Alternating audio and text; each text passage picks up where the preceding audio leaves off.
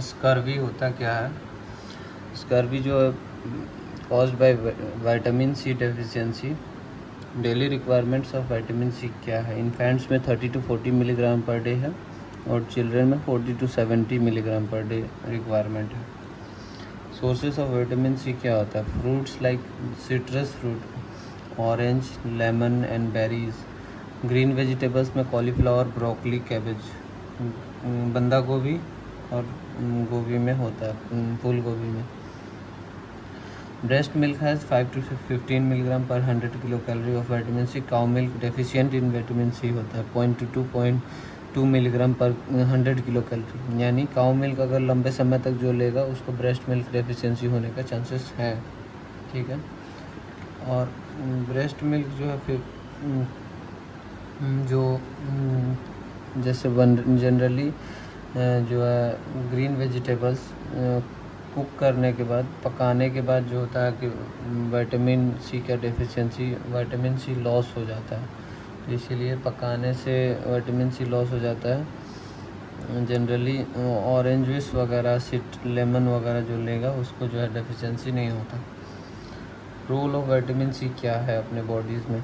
तो role of vitamin C है कि in our body maintenance of connective tissue है, मेंटेनेंस कर रखना कनेक्टिव टिश्यू। कोलेजन का, कोलेजन में कैसे होता है? लाइसिन और प्रोलीन का जो हाइड्रोक्सिलेशन होकर कोलेजन बनता है, ये अमीनो एसिड है और ये हाइड्रोक्सिलेशन में विटामिन सी हेल्प करता है। वुंड हीलिंग में हेल्प करता है विटामिन सी अपने बॉडी में, सिमिलर टू जिंक का होता है। Absorption of iron from intestine, vitamin C help करता है आयरन एब्जॉर्प्शन में। अगर आयरन एब्जॉर्प्शन नहीं हो, विटामिन सी नहीं होगा तो आयरन एब्जॉर्प्शन सही से नहीं हो पाएगा। और इसीलिए बोला जाता है ना कि जब भी मीट खा रहे हो तो मीट में जो है नींबू का रस लगा करके डालकर खाने से आयरन ज़्यादा एब्जॉर्ब होता है। तो जो एनीमिक पेशेंट है उसका जो है ट्रीटमेंट हो जाता है। Osteoid formation, osteoid formation bone formation करता है ये स्कर्वी, ये जो है विटामिन सी।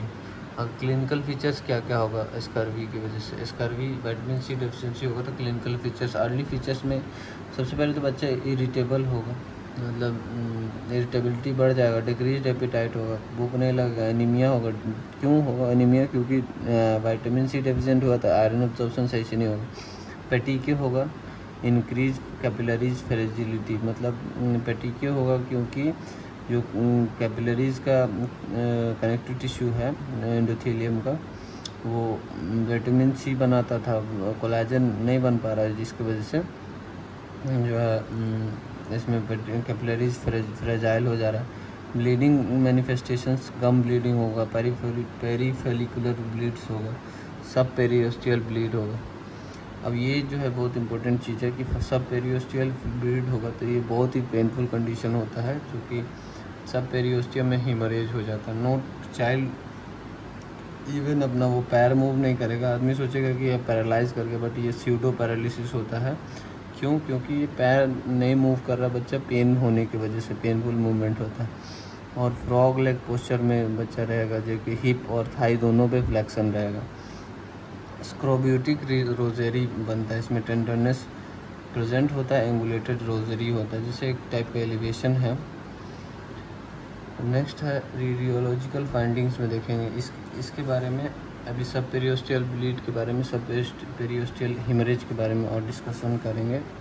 नेक्स्ट है रेडियोलॉजिकल फाइंडिंग्स इन स्कर्वी में क्या क्या होगा? एक्सरे में white line of Frankel, well calcified cartilage, scorbutic Trummerfeld's zone, central zone of rarefaction, ठीक है। पेल्किंस स्पर होगा, lateral zone of resection, ring epiphysis Wimberger's ring होगा, ग्लास अपीयरेंस होगा, पेंसिल थिन कॉर्टेक्स होगा।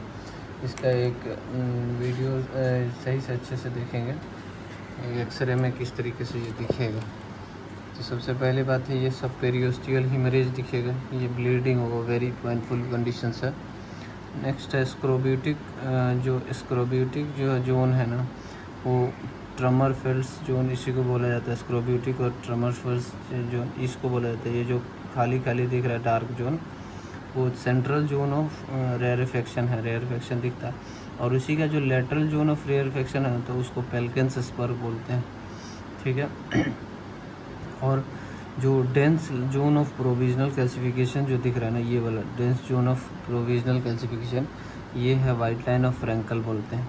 और ये एपिफेसिस के ऊपर में जो दिख रहा है तो रिंग एपिफेसिस, विमबर्गर्स रिंग बोलते हैं। और ये जो ग्राउंड ग्लास अपीयरेंस दिख रहा है इसका बोन का थिन कॉर्टेक्स है, पेंसिल थिन कॉर्टेक्स बोलते हैं, और ग्राउंड ग्लास अपीयरेंस। इतने सारे रेडियोलॉजिकल फाइंडिंग्स हैं।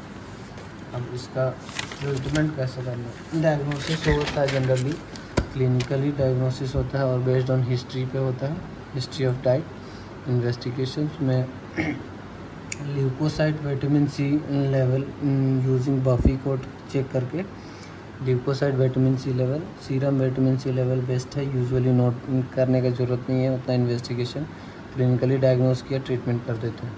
ट्रीटमेंट ऑफ स्कर्वी कैसे करेंगे? 100 to 200 milligram of vitamin C per day देंगे, ओरल और पैरेंटरली, जैसे भी दो, जनरली ओरली देते हैं। और जो कि अगर 100 ml ऑफ ऑरेंज जूस पीता है कोई तो, या टोमेटो पल्प खाता है 100 ml, तो उससे इक्विवेलेंट है 100 to 200 mg का टैबलेट सिमिलर विटामिन सी मिल जाएगा। अगर जब भी ट्रीटमेंट देंगे तो ड्रामेटिक रिस्पॉन्स इम्प्रूवमेंट दिखेगा सिम्टम्स में within 24 to 48 hours, 1 to 2 days में इसका रिस्पॉन्स दिख जाएगा। तो इसीलिए जो जैसे पेन हो रहा था सबेरियोस्टल हेमरेज की वजह से, तो वो बहुत जल्दी इम्प्रूव कर जाएगा, बच्चा सूडो पैरालिसिस से वापस आ जाएगा।